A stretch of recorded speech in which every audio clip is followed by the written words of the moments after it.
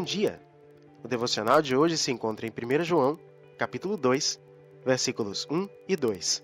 Se inscreva no nosso canal, não esqueça de dar aquele like no vídeo e as referências estão lá na descrição. Meus filhinhos, eu vos escrevo estas coisas para que não pequeis. Mas se alguém pecar, temos um advogado junto ao Pai, Jesus Cristo, o justo. Ele é a propiciação pelos nossos pecados, e não somente pelos nossos, mas também pelos pecados de todo o mundo. Nesta seção da carta, João continua falando sobre o problema do pecado. Nas sessões anteriores, ele nos disse que o pecado serve principalmente para enganar. Mas no processo de lidar com ele, existem 3 coisas que podem ser feitas: tentar esconder, confessar ou vencer ele, como está sendo abordado nesses 2 primeiros versos. Todo aquele que é nascido de Deus não vive habitualmente pecando. 1 João, capítulo 5, verso 18.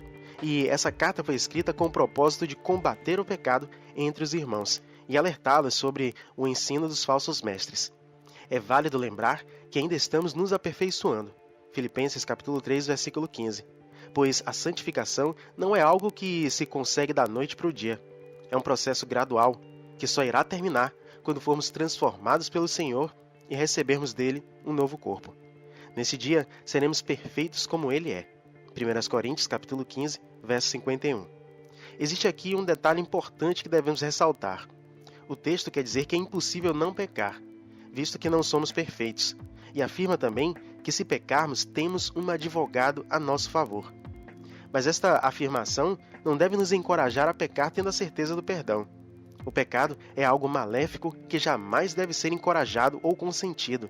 E como dissemos outro dia, Deus salva o homem do pecado, e não aquele que permanece no pecado.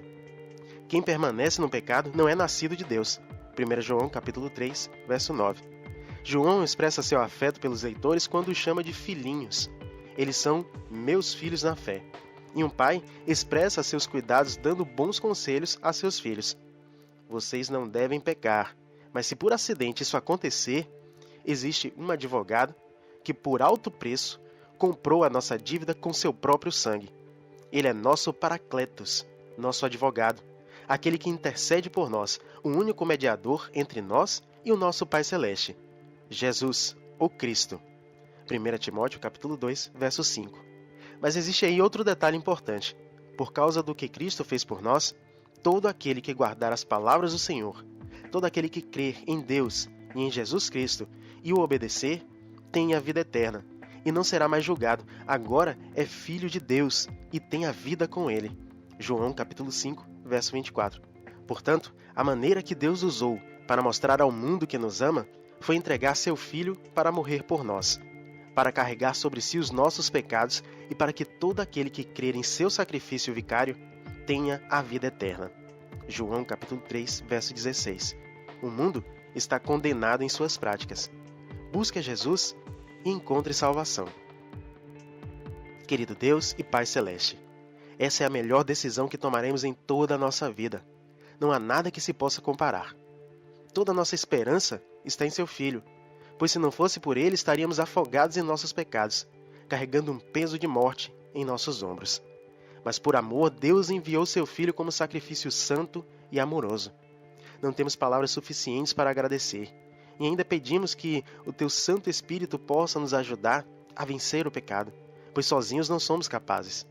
Perdoa-nos pelas vezes que cometemos deslizes, fortalece-nos nessa caminhada, e assim oramos, agradecemos e pedimos, no nome de Jesus. Amém. Que Deus nos conceda um dia de muitas alegrias e que cada um de nós possa afastar-se do pecado, buscando fazer a vontade de Deus, em nome de Jesus. Amém.